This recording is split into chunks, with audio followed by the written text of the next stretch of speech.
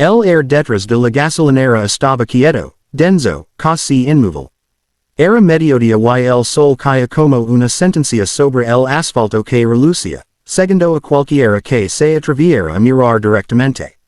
El calor parecía vibrar sobre el suelo, y en medio de esa calma artificial se respiraba una tensión que no pertenece al paisaje. La oficial Mara Collins lo sintió antes de verlo. Ese cambio imperceptible en el air que antecede los malos momentos, una punzada en el estómago, una voz interior que dice algo no está bien aquí. Había llegado por una llamada rutinaria. Un vehículo sospechoso estacionado junto a la gasolinera del desvío 9, un sitio que el tráfico olvidaba y el tiempo apenas tocaba. Nada en la radio, nada urgent, solo una verificación más antes del almuerzo. Pero el lugar tenía ese silencio raro, el que parece esconder respiraciones contenidas detrás de las paredes.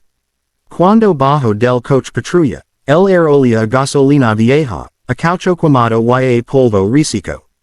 El vehículo en cuestión estaba al fondo, junto a los contenedores oxidados. Un sedán gris sin matrícula, el capó abierto, el parabrisas rajado. Lo que no sabía Mara era que el coche no era un problema, era una trampa. Desde hacia semanas, Vince Hero y su grupo la seguían. Querían humillarla, hacer pagar un arresto que había terminado con uno de los suyos en prisión. Y aquel día, el azar o el destino les había puesto la oportunidad en bandeja. Cuando Mara giró la esquina, los encontró.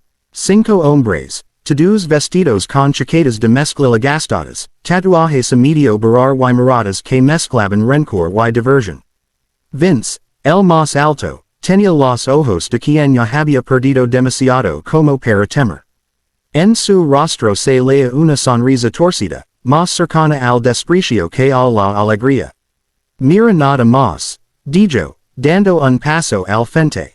La heroína del pueblo, Mara retrocedió un poco. Sin soltar su mano de la funda del arma. Apartens del vehículo, ordena con voz firme.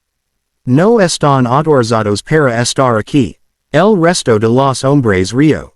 No era una risa alegre. Era hueca, maliciosa, el tipo de sonido que no busca humor sino intimidación. Uno de ellos escupió al suelo. El air se volvió espeso. En ese instante, Mara comprendió que no buscaban diálogo. Su mente repasó el entrenamiento, la posición del sol, la distancia hasta su patrulla. Pero no había tiempo. Uno de los hombres se acercó demasiado.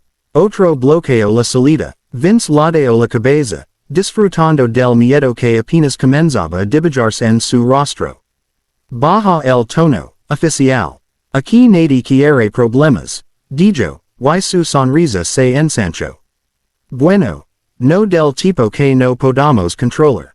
El sudor le corría por la nuca. El corazón le golpeaba el pecho con una fuerza que dolía. Intentó mantener la compostura. Nunca dijas que vine el miedo, le había dicho su padre, también policía. Pero las palabras eran en ese momento. Los hombres le rodaban. La pared caliente de la gasolinera le quemaba la espalda. El sol lo mostraba todo. No había sombras donde esconder la desesperación. Y sin embargo, el mundo parecía ciego. Los coches seguían pasando a lo lejos, ajenos, indiferentes.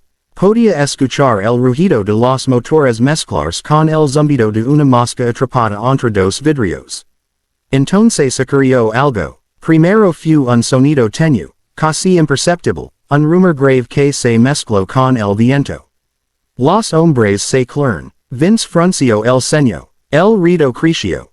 El bramido de motores potentes, varios, acercándose en formación. Aparecieron sobre la carretera como una tormenta. 6 motocicletas, negras, pesadas, con los escapes brillando al sol. Cada una llevaba el emblema de un grupo que todos conocían por nombre y pocos se atrevían a cruzar, Hells Angels. Pero aquel día no venían como enemigos, sino como algo distinto, algo que el destino había decidido colocar allí. Los motos se detuvieron al borde del asfalto, y los hombres desmontaron sin prisa. No necesitaban hablar para imponer respeto. Reed Calloway, el líder, caminaba al frente. Alto, con barba gris y brazos tatuados hasta los nudillos, tenía la mirada de alguien que había visto demasiado. Sus botas resonaban sobre el suelo como golpes de tambor, cada paso firme, medido. El air cambió, el calor seguía, pero algo en la atmósfera se volvió más denso, como si el mundo contuviera la respiración. Vince intentó mantener su tono burlón.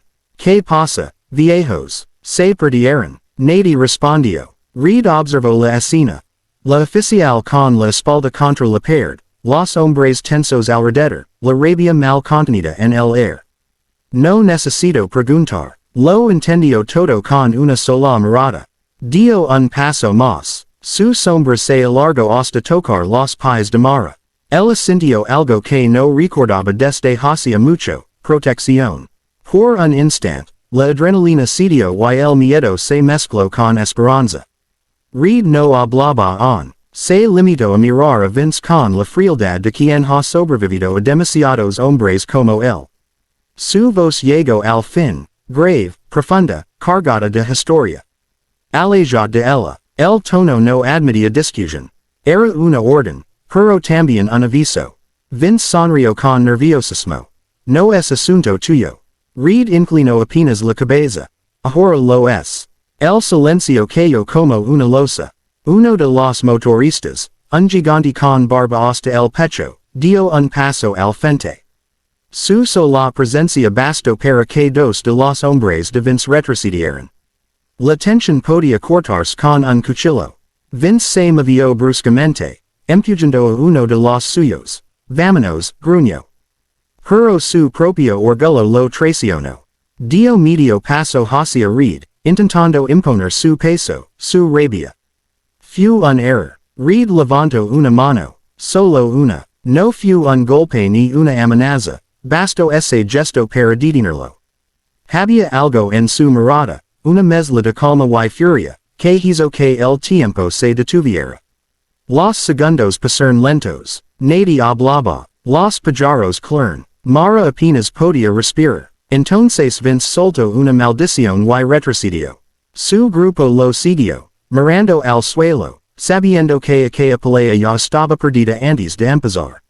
Se alejaron entre murmullos, subiendo al coche y desapareciendo en el polvo del camino.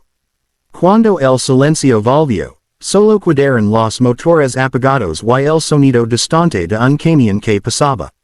Reed se acercó a Mara con paso tranquilo. Ella estaba temblando, con la respiración entrecortada, las manos crispadas. ¿Estás bien? Preguntó él.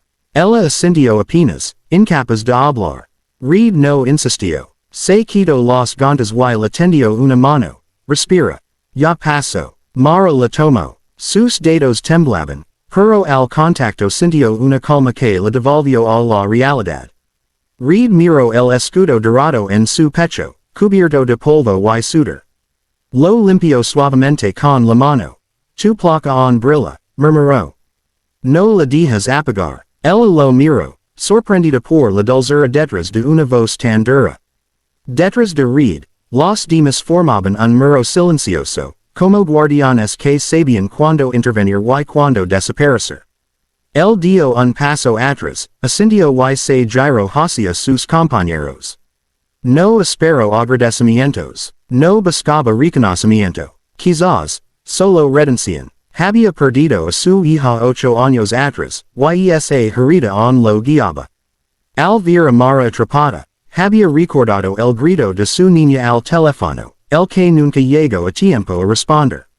Tal vez salvar a esa agente no baraba su culpa, pero le daba un motivo para respirar un día más. Los Hells Angels montaron sus motocicletas. Los motores rugieron al unisono, vibrando en el air como un coro grave.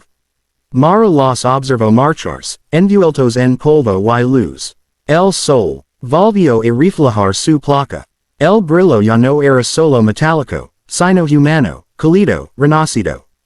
Había sido víctima del miedo, sí, pero también testigo del coraje que puede esconderse en los lugares menos pensados. Se quedó ali largo rato, mirando hacia la carretera vacía. El viento movía lentamente los restos de polvo, y en el reflejo del escaparate de la gasolinera se vio a sí misma, sucia, agitada, pero viva. No sabía los nombres de esos hombres. No sabía de dónde venían. Pero comprendió algo profundo. La línea entre criminal y salvador es mucho más delgada de lo que parece. A veces los que asustan al mundo son los únicos que se detienen cuando nadie más lo hace. Cuando por fin encendió su radio, la voz del despachador le llenó de ruido familiar. Reportó el incidente con voz serena, profesional.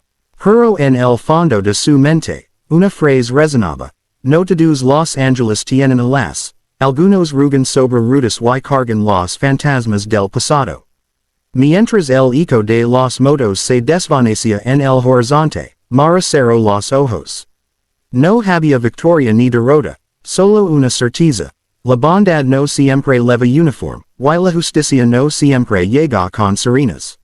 Aquella tarde, mientras el sol comenzaba a salir, respiró profundamente. Por primera vez en mucho tiempo, se sintió a salvo.